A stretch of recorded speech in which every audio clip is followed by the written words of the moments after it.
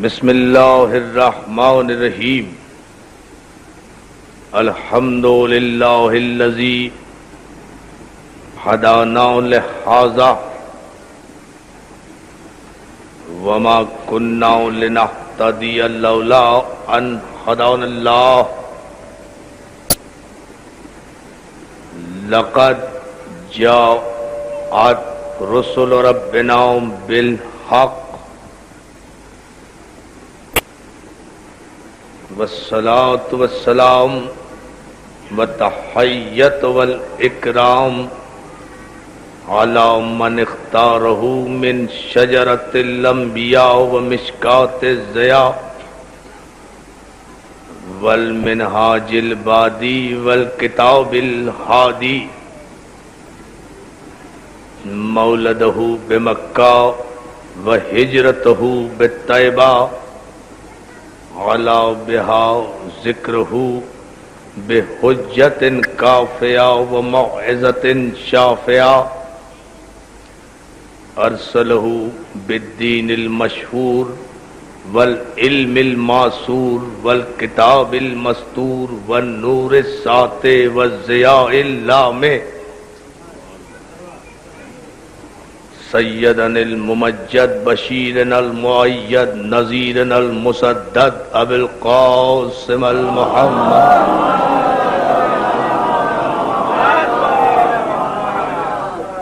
وآلہ الطیبین الطاہرین المعصومین المنتجبین المظلومین ولعنت اللہ علی اعدائہم اجمعین من یومنا ھذا الی یوم الدین اما بعد فقد قال حق سبحانہ وتعالی فی محکم کتابہ الحکیم ایھا الناس قولوا لا الہ الا اللہ تفلحوا صلوات۔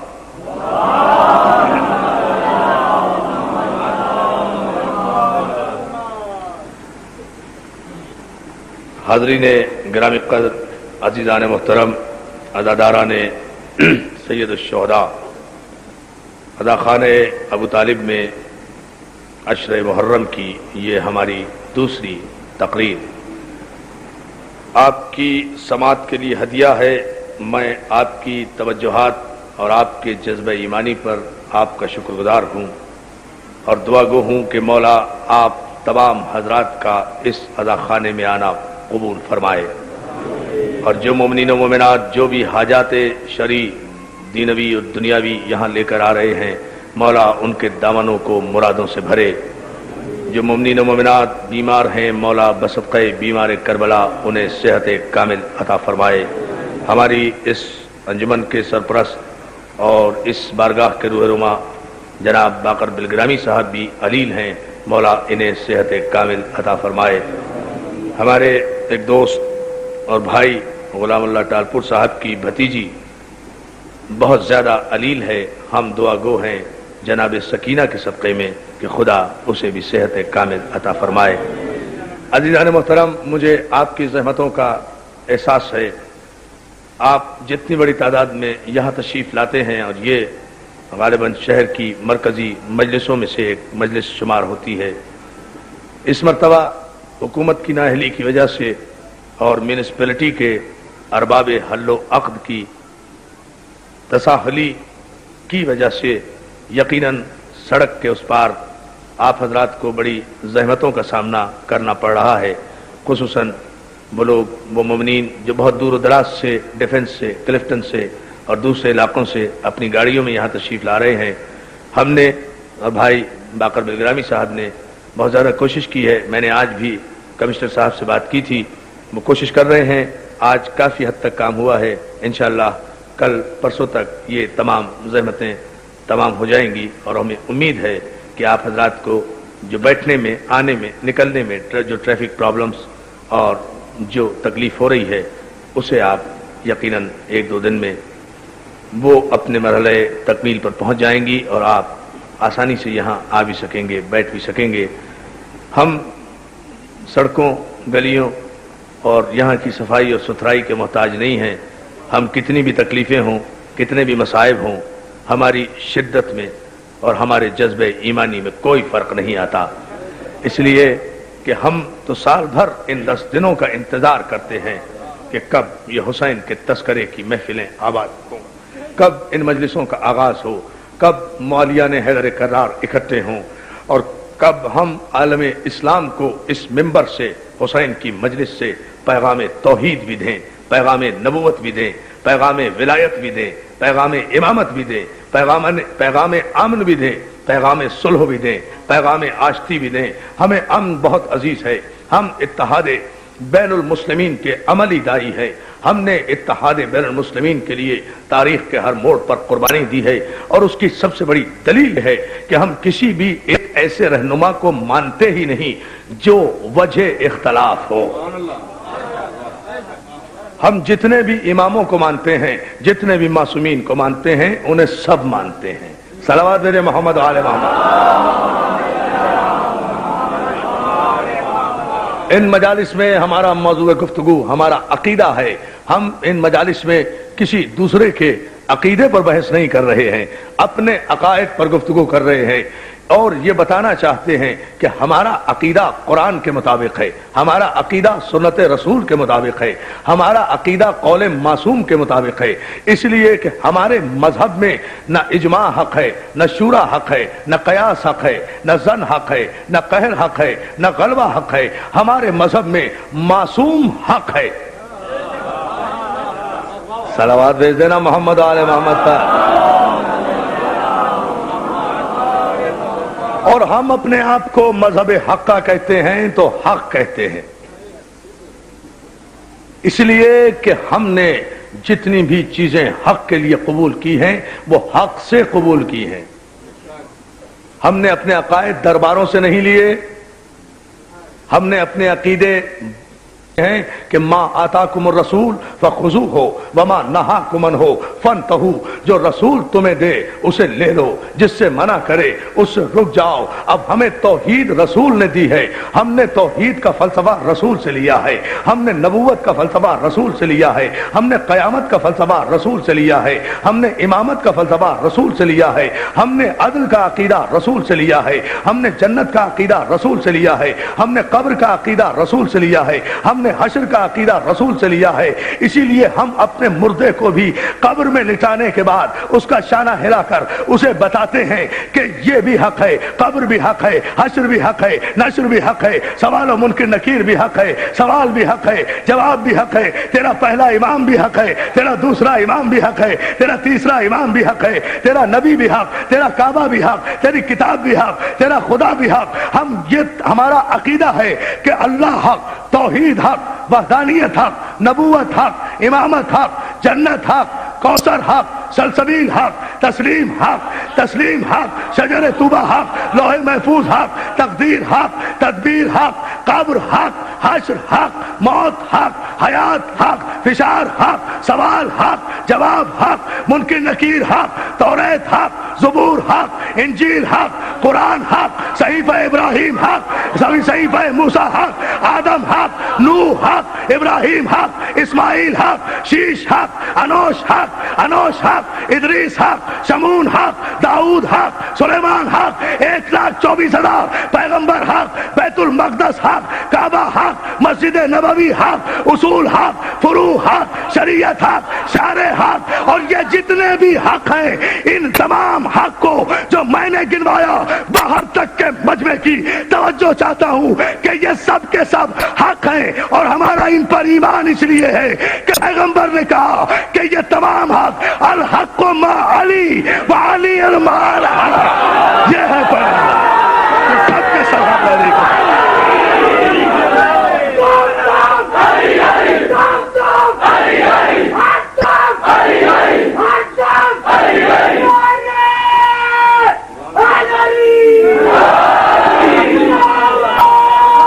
السلام علیکم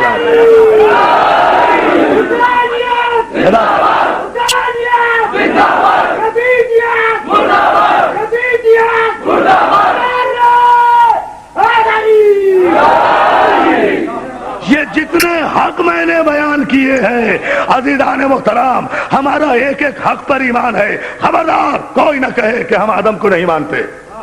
کیوں نہیں مانتے جب آدم حق ہے؟ نوح حق ہے، مانتے ہیں۔ اسماعیل حق ہے، مانتے ہیں۔ ابراہیم حق ہے، مانتے ہیں۔ داؤد حق ہے، مانتے ہیں۔ توریت حق ہے، مانتے ہیں۔ زبور حق ہے، مانتے ہیں۔ انجیل حق ہے، مانتے ہیں۔ ابراہیم کے صحیفے حق ہیں، مانتے ہیں۔ موسیٰ صحیفے حق ہے، مانتے ہیں۔ قرآن حق ہے، مانتے ہیں۔ جو بھی حق ہے ہم اسے مانتے ہیں۔ ہمارے متعلق تو کوئی شک کی گنجائش ہی نہیں ہے۔ ہم ان سب کو حق اس لیے مانتے ہیں کہ ہم علی کو حق مانتے ہیں، اور پیغمبر نے فرمایا کہ الحق ما علی وعلی المال حق۔ اور حدیث یہاں ختم نہیں ہوئی۔ صاحب ینابی المودہ نے لکھا، صاحب ارجح المطالب نے لکھا، صاحب مستدرک حاکم نے لکھا، صاحب ریاض النظر نے لکھا، امام نودی نے لکھا، ابن ماجہ نے لکھا، مسلمان مورخین نے لکھا، ابن عربی نے لکھا، امام غزالی نے لکھا، شبلی نعمانی نے لکھا، مولانا مودودی نے لکھا کہ پیغمبر اسلام نے حق کو بتایا نہیں ہے، حق کو دکھایا ہے اور بتایا ہے کہ الحق ما علی وعلی المال حق۔ حق علی کے ساتھ ہے، علی حق کے ساتھ ہے۔ اور اس کے بعد مسجد نبوی کے منبر پر ہم پیغمبر اعظم نے خطبہ دے کر علی کو کھڑے ہونے کا حکم دیا۔ علی کھڑے ہو جاؤ، قم یا علی۔ جب علی کھڑے ہو گئے تو پیغمبر نے کہا ایھا الناس، یاد رکھو الحق ما علی وعلی المال حق۔ حق علی کے ساتھ ہے، علی حق کے ساتھ ہے۔ اللہم ادنا الحق حیثما دار۔ پروردگار جہاں جہاں علی جائے حق اس کے پیچھے پیچھے جا رہا۔ جزاک عقیدہ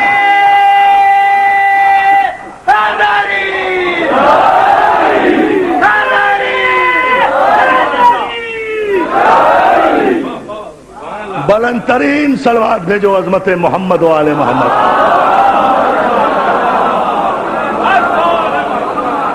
پروردگار جہاں جہاں علی جائے، عقیدہ بیان کر رہا ہوں،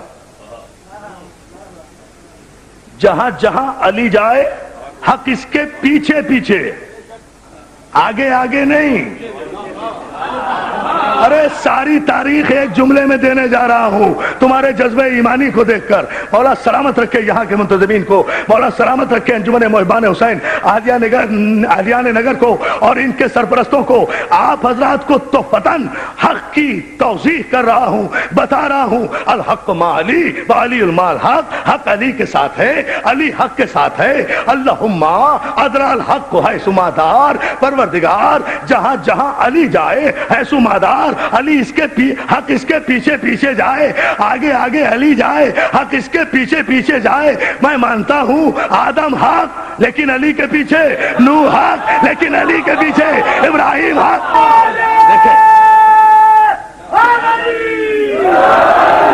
نہیں ایسے نہیں۔ ابو طالب کے ادا خانے کا تو نعرہ بھی ابو طالب کی عظمتوں کی طرح بلند ہوتا ہے نا۔ دونوں ہاتھ بلند کر کے باہر تک کا مجمع جہاں تک میری آواز جا رہی ہے، نعرہ حیدری۔ پتہ تو چلے کہیں بیٹھے ہیں علی والے۔ اللہم ادرا الحق حیثما دار۔ پروردگار جہاں جہاں علی جائے حق اس کے پیچھے پیچھے جائے۔ عقیدہ عقیدہ، لیکن یہ عقیدہ ہم نے اجماع سے نہیں لیا، شورا سے نہیں لیا، معصوم سے لیا۔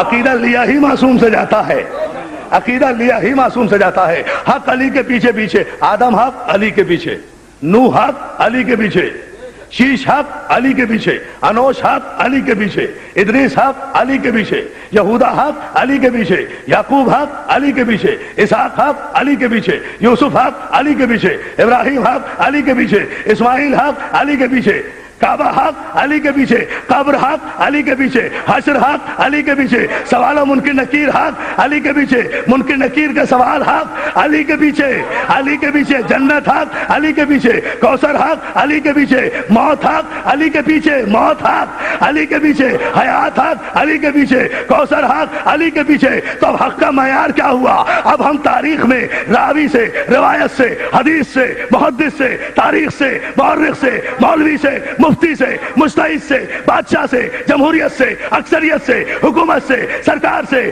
ولی سے، غوث سے، قطب سے، ابدال سے یہ نہیں پوچھوں گا کہ حق کہاں ہے، مجھے یہ دکھاؤ کہ علی کہاں ہے۔ یا علی یا علی حیدری۔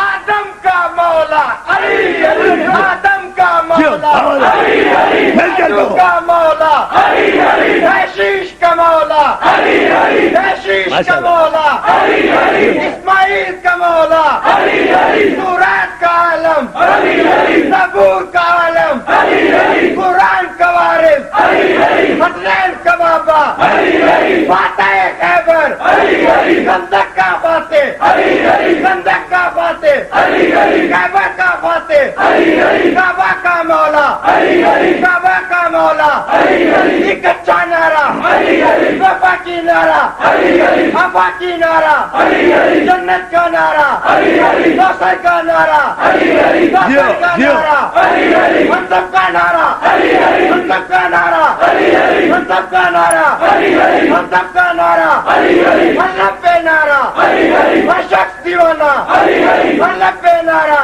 علی علی، نعرہ حیدری۔ اب مل کر اسی طرح بلند آواز سے علی کے نام پر سلوات بھیج۔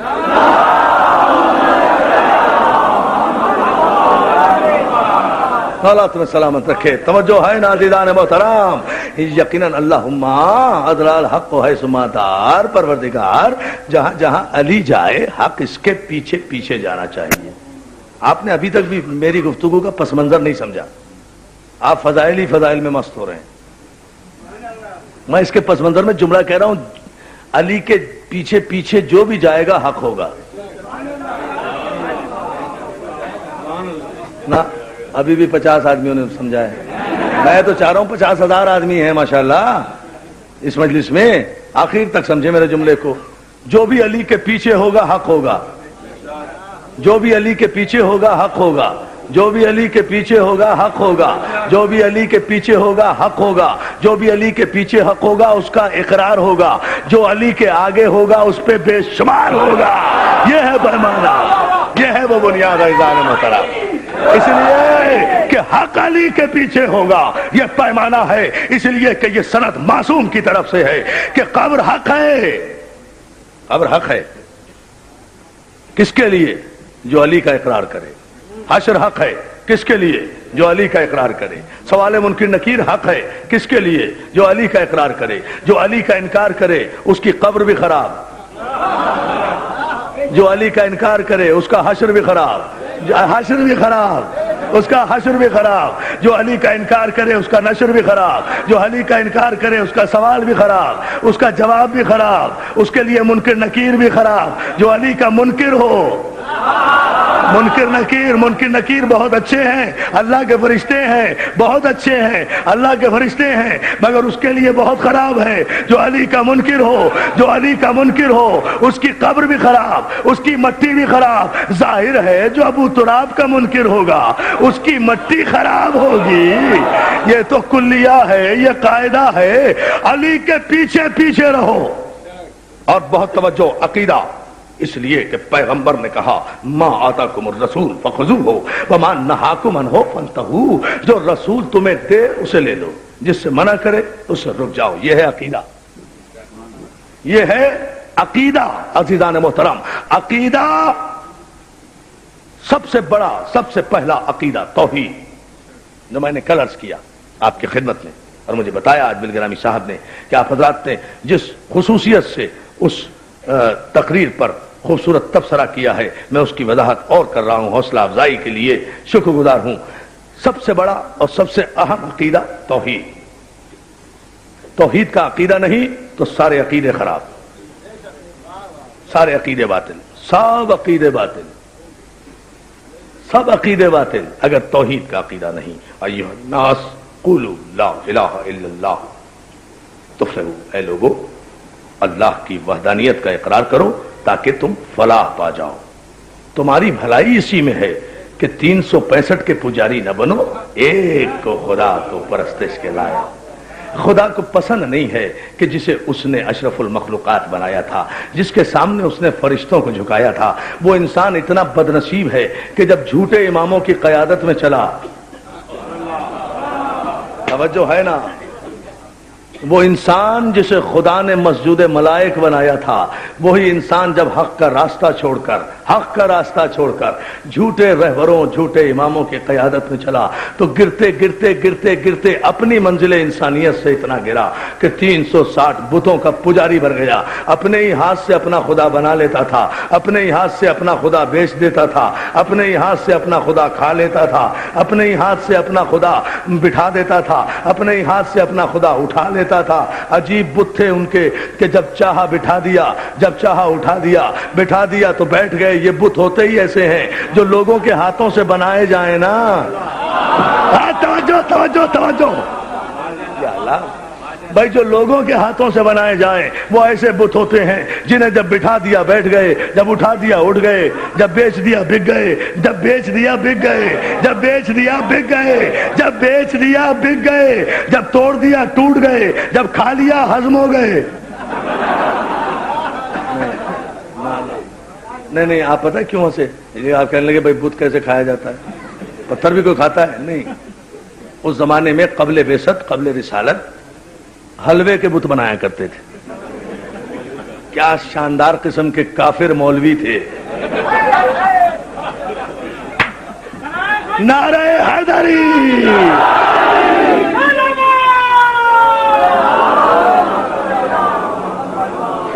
نہیں، بڑے ادب و احترام کے ساتھ مل کر عظمت محمد و آل محمد پر صلوات دیجیے۔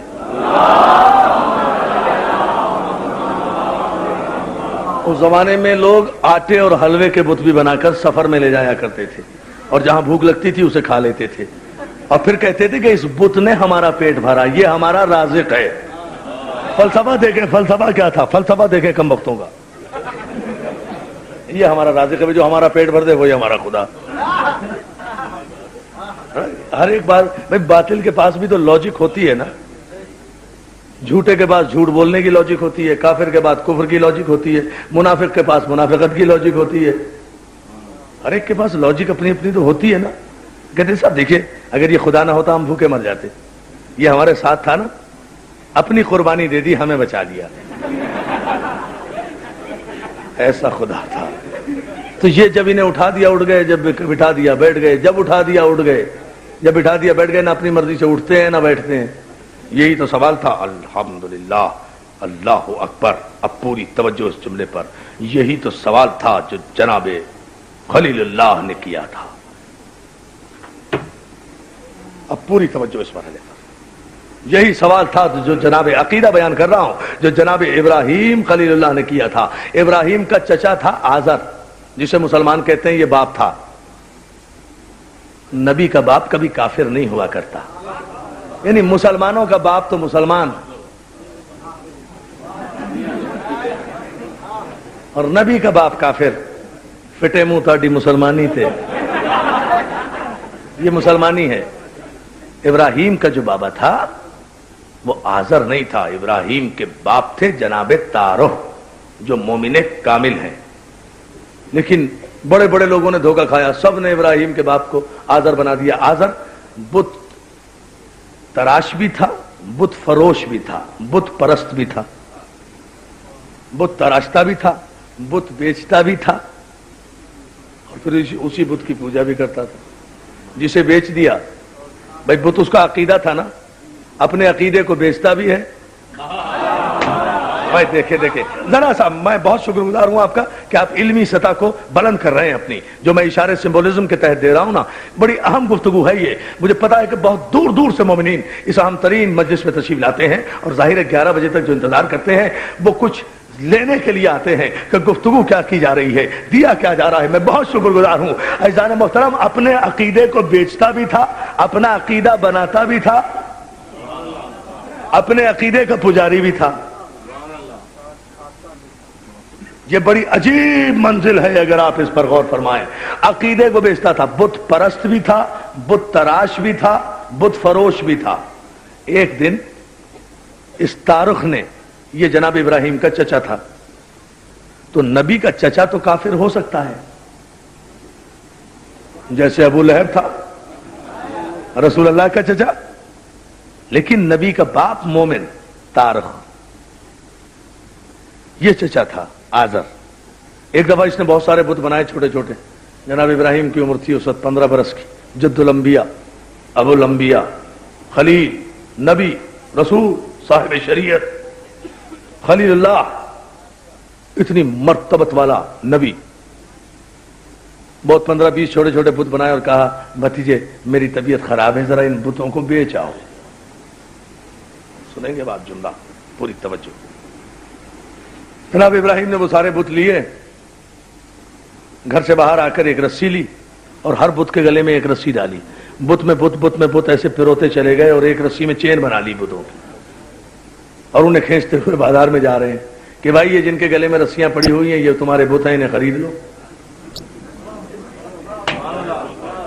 تمہارے بت ہیں انہیں خرید لو، تمہارے بت ہیں خرید لو جو میری رسی میں بندھے چلے آ رہے ہیں۔ بات توجہ ہے محترم، صلوات دینا محمد آل محمد کے میری رسی چلے آ رہے ہیں، ہل بھی نہیں سکتے، چل بھی نہیں سکتے، فریاد بھی نہیں کر سکتے، انہیں خرید لو۔ بازار میں چلے جا رہے ہیں، بہت سے بت پرست بڑے شدید ہوتے ہیں، محبت کرنے والے بتوں کے پجاری، موقع ہو یا نہ ہو ان کا قصیدہ پڑھنا شروع کرتے ہیں، سال ہو یا نہ ہو، دن ہو یا نہ ہو۔ توجہ توجہ، یہ بت پرست بڑے عجیب ہوتے ہیں نا، فوراً ہی کہنے لگے توہین کر دی ہمارے بتوں کی، اس طرح لے کے جاتے، اور کہہ لیں گے اور کس طرح لے کر جاؤں؟ کہا یہ ہمارے بتوں کی توہین ہے، ایک رسی میں بازار میں گھسیٹتے ہوئے انہیں لے کر جا رہے ہو، تو کہا سر پہ رکھ کر لے کر جاؤں، یہ 15 بت ہیں، یہ 15 بت ہیں، انہیں کس طرح رکھوں، کہاں رکھوں، کیسے انہیں لے کر جاؤں؟ کہا ہم انہیں اٹھاتے ہیں۔ کہا پھر تمہارے بت ہیں، اٹھاؤ، آواز میں لگاتا ہوں، اٹھاؤ تم۔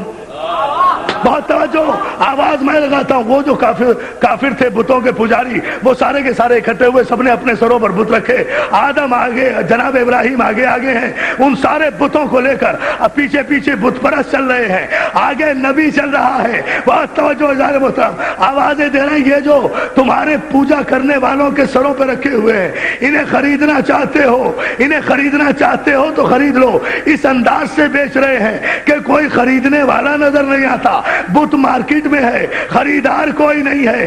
آخر وہ توجہ، آخر چلنے والے ان بتوں کا وزن اٹھائے تھک گئے۔ ابراہیم بھی یہی چاہ رہے تھے، کہا ابراہیم ذرا بیٹھ جائیں، کہا نہیں بیٹھنے نہیں دوں گا، شام تک سارے بت بیچنے ہیں۔ آخر تھکتے جب پاؤں لڑکھڑانے لگے، اوندھے منہ، بت پرست بھی گرے، بت بھی گرے، بت بھی ٹوٹے، بت پرست بھی گر گئے، واپس آ گئے۔ آزر سے کہا وہ تو ٹوٹ گئے۔ کہا کیسے ٹوٹ گئے؟ کہا تمہارے ہی ساتھی انہیں سر پر لے کر جا رہے تھے، انہیں سر پر لے کر جا رہے تھے، میں نے نہیں توڑے۔ ارے آپ توجہ تو فرمائیں جملے پر، میں لا رہا ہوں گفتگو کو وہاں جہاں توڑے، میں نے نہیں توڑے، ان کے ماننے والوں نے خود توڑ دیے۔ یعنی یہ ہے بصیرت معصوم کہ انہی کی متبرک مورتی کو انہی کے سروں سے گرایا۔ بہت توجہ، بصیرت معصوم دیکھے۔ اور پھر اس کے بعد عزیزان محترم ایک وقت وہ آیا کہ نمرود اور اس کے ساتھی سب کے سب گئے اپنی کوئی عید منانے کے لیے، اپنی کوئی عبادت جو کافرانہ کرتے ہوں گے وہ کرنے کے لیے مندر اپنا خالی چھوڑ گئے۔ ابراہیم کو ملا موقع، اٹھایا ایک تیشا، ایک کدال، سیدھے گئے مندر میں، سارے بتوں کو توڑا پھوڑا اور ان کی ہاتھ پاؤں ہڈیاں پسلیاں توڑ تاڑ کر جو بڑا بت تھا اسے چھوڑ دیا، اس کے سامنے رکھ دی۔ آپ یہ واقعہ آپ نے متعدد بار سنا ہوگا، اس پر جو میں توجہ آپ کی چاہتا ہوں، اس پر ایک لمحے کے لیے آپ کو زحمت فرمانا ہوگی۔ بڑے بت کے سامنے بڑے بت کو نہیں توڑا، بصیرت معصوم دیکھے، بصیرت نبی دیکھے، بصیرت خلیل دیکھے، چھوٹے موٹوں کو توڑ دیا، بڑے کو چھوڑ دیا۔ صرف اس جملے پر استدلال کر رہا ہوں۔ واپس آئے آ کر دیکھا سارا مندر ویران ہے، سارا مندر اجڑا ہوا ہے، سارے بت ٹوٹے پھوٹے پڑے ہیں۔ فوراً ہی شک گزرا، بہت توجہ میرے جملے پر۔ نمرود نے بے ساختہ کہا یہ کام کوئی نہیں کر سکتا سوائے ابراہیم کے، بت شکنی وہی کر سکتا ہے، بت بت شکنی وہی کر سکتا ہے۔ کائنات میں پہلا بت شکن ابراہیم، دوسرا بت شکن علی۔ ایک نے نمرود کے مندر کے بت توڑے، ایک نے خانہ کعبہ کے بت توڑے۔ فرق یہ تھا ابراہیم نے زمین پر کھڑے ہو کر تیشے سے بت توڑے، علی نے مہر نبوت پر چڑھ کر یا علی یا علی۔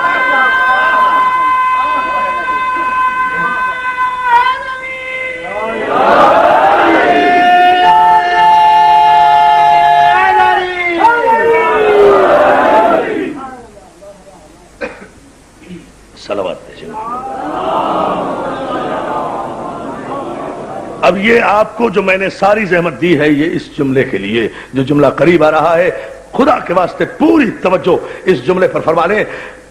نمرود نے کہا یہ بت شکنی کوئی نہیں کر سکتا سوائے ابراہیم کے۔ کمبخت نمرود ہے، کافر ہے، مشرک ہے، بت پرست ہے، لیکن تاریخ اسلام کے ایسے مورخوں سے تو اچھا ہے۔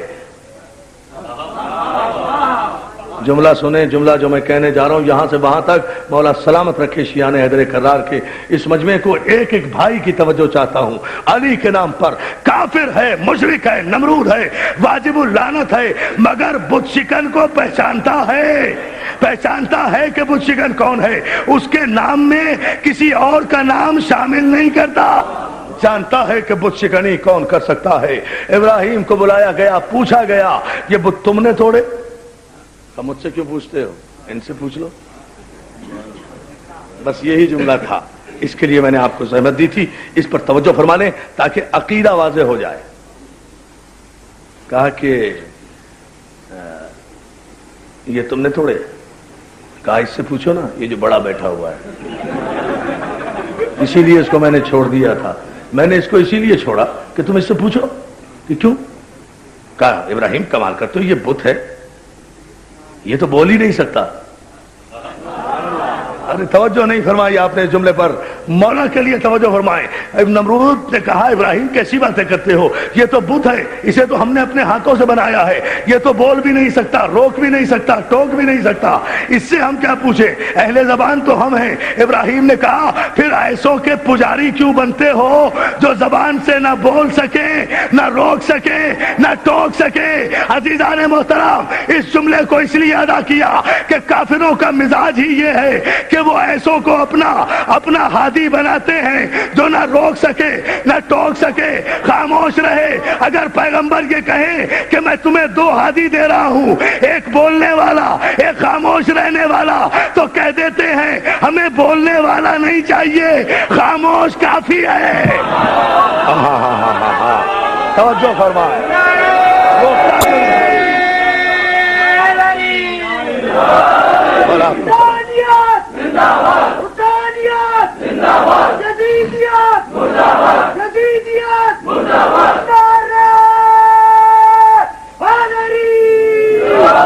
عزیزان محترم، بت پرستی کی ضد ہے توحید پرستی۔ دیکھیں گفتگو اپنے مرکز و محور پر ہے۔ بت پرستی کی ضد ہے توحید پرستی۔ توحید پرستی کا نام ہے ایمان، اور جو اللہ کی وحدانیت پر عدل کے ساتھ ایمان لائے، اللہ پوری توجہ، جو اللہ کی وحدانیت پر عدل کے ساتھ، خالی توحید پر نہیں، عدل کے ساتھ، اسے عادل بھی مانے، جو توحید پر عدل کے ساتھ ایمان لائے اسے کہتے ہیں مومن، جو عدل پر نبوت کے ساتھ ایمان لائے اسے کہتے ہیں مومن، جو نبوت پر امامت کے ساتھ ایمان لائے اسے کہتے ہیں مومن، جو امامت پر قیامت کے ساتھ ایمان لائے، صلوات بھیجے نا محمد۔ یہ ہے عقیدے کا کانسیپٹ۔ تو جو ہے نا عزیزان محترم، تو سب سے پہلے عقیدہ توحید کا، اور خداوند عالم نے عقیدے کی بنیاد رکھنے سے پہلے عقل کو پیدا کیا۔ بہت توجہ۔ اول ما خلق اللہ النوری، اول ایک ہی مفہوم کی مختلف حدیثیں ہیں۔ اول ما خلق اللہ نوری، اللہ نے سب سے پہلے نور خلق کیا۔ اول ما خلق اللہ القلم، اللہ نے سب سے پہلے قلم خلق کیا۔ اول ما خلق اللہ العقل، اللہ نے سب سے پہلے عقل خلق کی۔ اول ما خلق اللہ العشق، اللہ نے سب سے پہلے عشق و محبت خلق کیا. اللہ اکبر، یعنی ایک ہی بات کو مختلف معنی میں حدیث پیغمبر میں بیان کیا. اللہ نے نور سب سے پہلے پیدا کیا، اللہ نے عقل سب سے پہلا پیدا کی، اللہ نے فکر اللہ نے قلم سب سے پہلے پیدا کیا، اللہ نے عشق سب سے پہلے پیدا کیا. عزیزان محترم، لوگ حیران رہ گئے کہ نور محمد بھی کہہ رہا ہے کہ سب سے پہلے پیدا کیا، پھر کہتا ہے کہ عقل سب سے پہلے پیدا کی، پھر کہا کہ قلم سب سے پہلے پیدا کیا، پھر کہا کہ عشق سب سے پہلے پیدا کیا. آخر اس کا مفہوم کیا ہے؟ سب سے پہلے ساری چیزیں کیسے ہو سکتی ہیں؟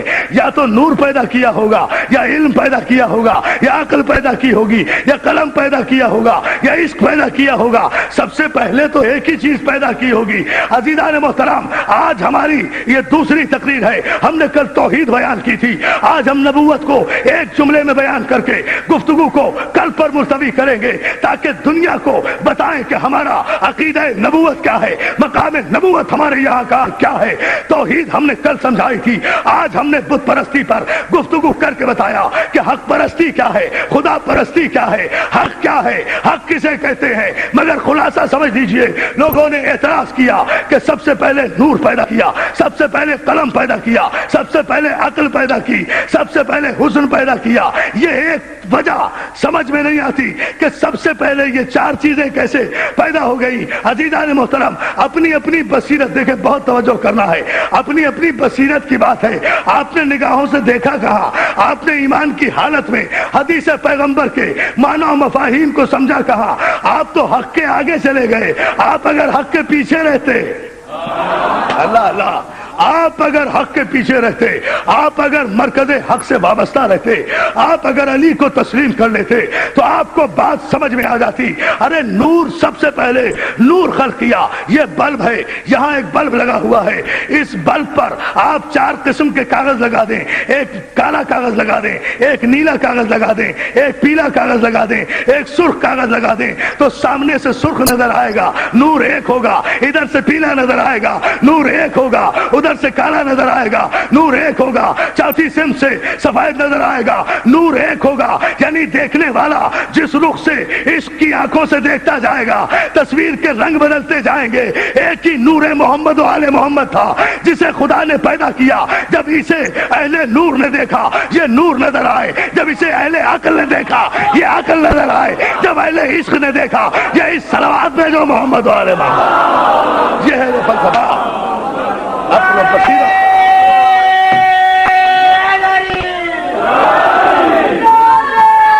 پوری طاقت سے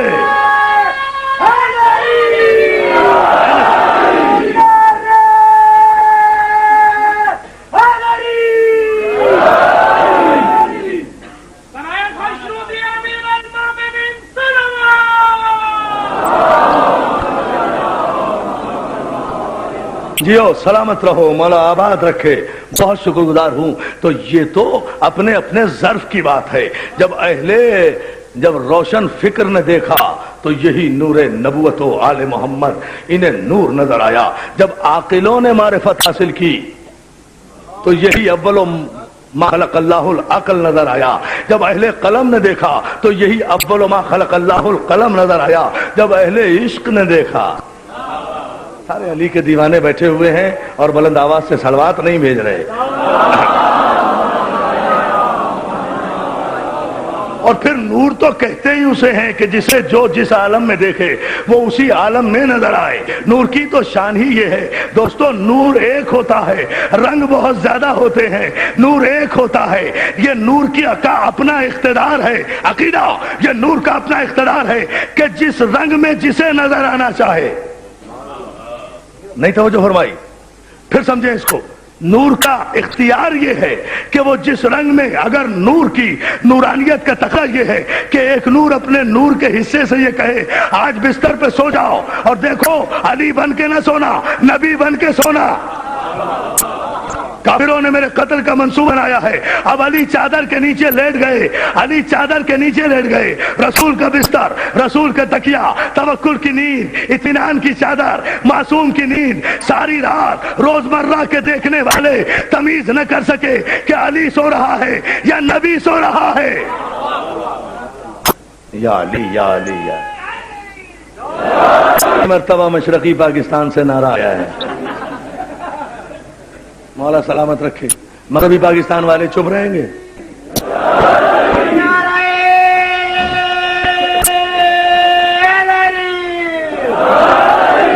نور اپنے مقامات بدلتا ہے، حیثیت نہیں بدلتا۔ ہائے ہائے، یا علی یا علی، نور اپنے مقامات بدلتا ہے، حیثیت نہیں بدلتا۔ نور اپنے مقامات بدلتا ہے، کیفیت نہیں بدلتا۔ نور اپنے بہت توجہ مقامات بدلتا ہے، اپنی فضیلت نہیں بدلتا۔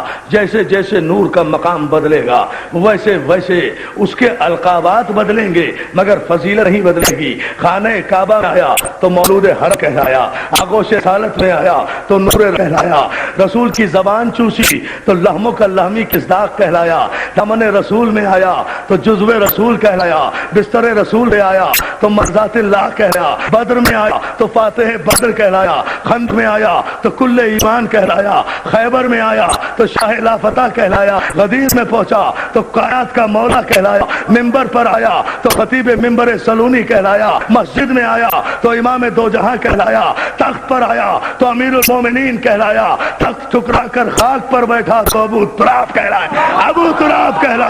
فضیلتیں اب نور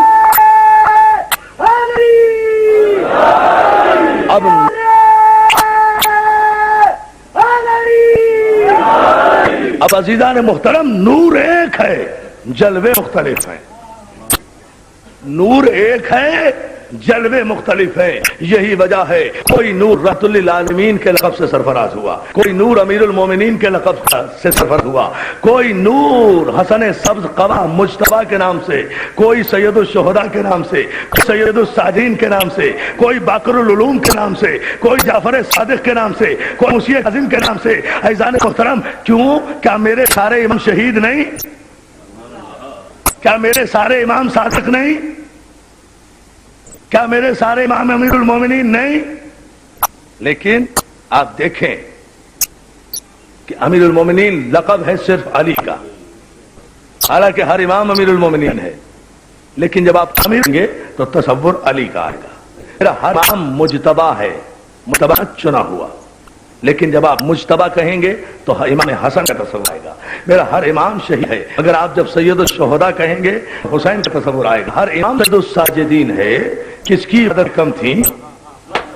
دیکھیں گا جی، جا رہا ہوں، آپ توجہ فرما لیں، تقریر اختتامی مرحلے پر، لیکن عقیدہ واضح ہوا ہے کہ میرا ہر امام سید الساجدین ہے، امام زین العابدین ہے، لیکن یہ لقب صرف ہے امام کا۔ میرا ہر امام باقر العلوم ہے، علوم کو پھیلانے والا ہے، لیکن یہ لقب صرف میرے 5 امام کا۔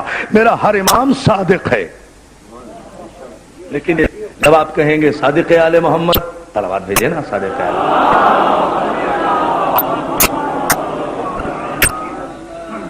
تو امام آئیں گے نا؟ کیوں؟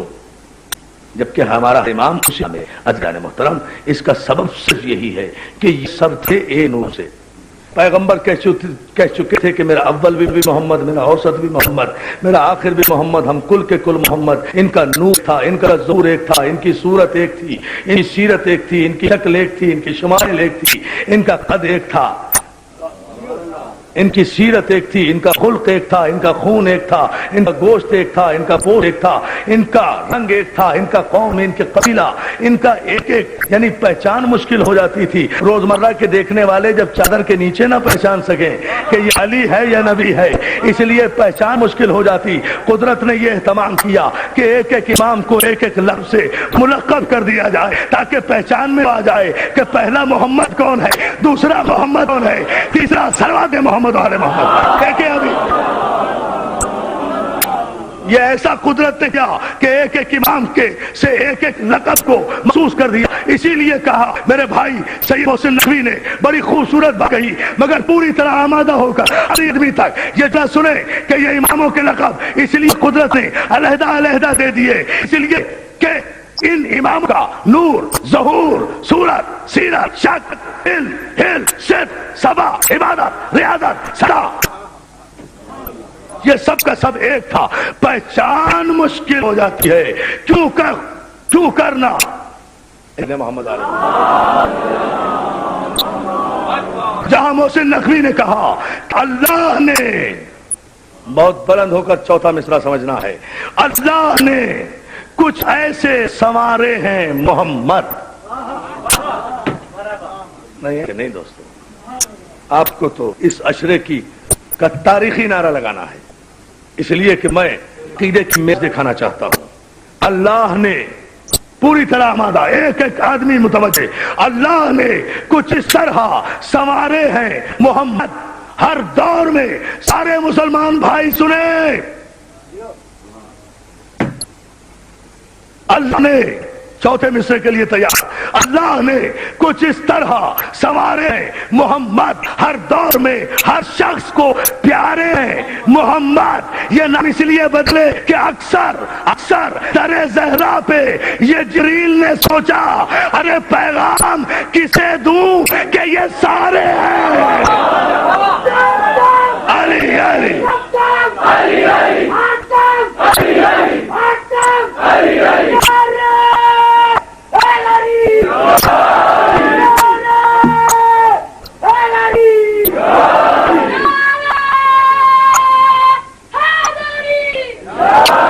اکثر در زہرا پہ جبریل نے سوچا پیغام کسے دوں کہ یہ ہیں محمد۔ صورت میں، سیرت میں، علم میں، اکرام، ہمارا عقیدہ یہ ہے کہ یہ مجلسیں اپنے وقت کے محمد کی مجلسیں ہیں، اور جب یہ سارے محمد ہیں، یہ شاعر کا شعر نہیں، رسول کی حدیث ہے۔ عقیدہ مخبر صادق کی خبر سے بنتا ہے نا، معصوم کی خبر سے بنتا ہے نا، کل انشاءاللہ اس کی تفصیل بتاؤں گا۔ عقیدہ معصوم کی خبر، یہ معصوم نے کہا ہے کہ یہ سارے محمد ہیں، تو جب یہ سارے محمد ہیں تو پھر مجھے بتائیے کہ یزید نے جو بیعت طلب کی تھی، ابو طالب کے پوتے سے تو طلب نہیں کی تھی، وہ تو اپنے محمد سے بیعت طلبگار ہے۔ مسلمان غور کرو، انکار بیعت اور باقی کربلا معمولی نہیں ہے، چھوٹے بڑے چھوٹے موٹے حادثوں کو کربلا سے نہ ملایا کرو،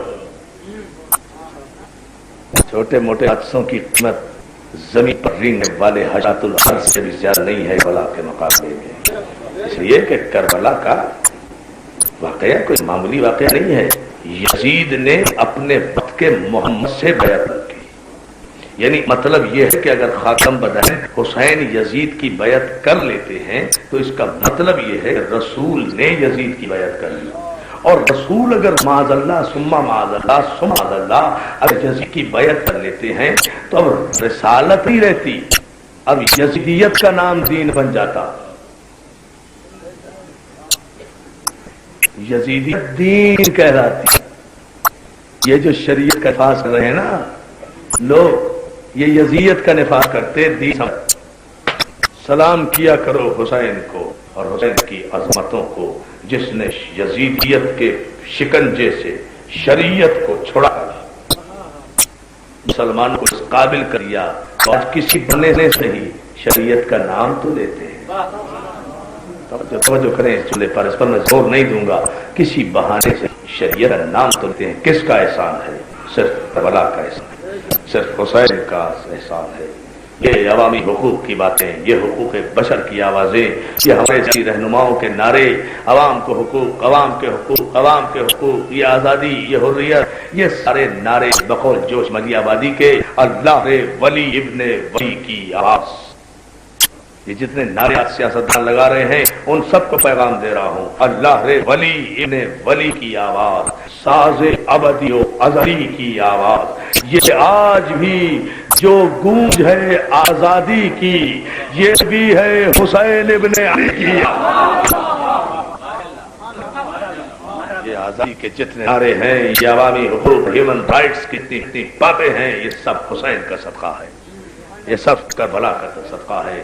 کربلا سے ہٹ کر نہ کوئی شریعت ہے نہ کوئی اسلام ہے، اس لیے کہ اگر کربلا سے ہٹ کر شریعت کوئی چیز ہوتی تو پاکستان کا تصور دینے والا علامہ اقبال کبھی یہ نہ کہتا کہ نقش الا اللہ بر صحرا نوشت، سطر عنوان نجات ماں نوشت۔ وہ حسین کے جس نے لا الہ الا اللہ کی شریعت کو اپنے خون سے کربلا لکھا، دوستوں، لوگ شریعت کی باتیں کرتے ہیں، لوگ شریعت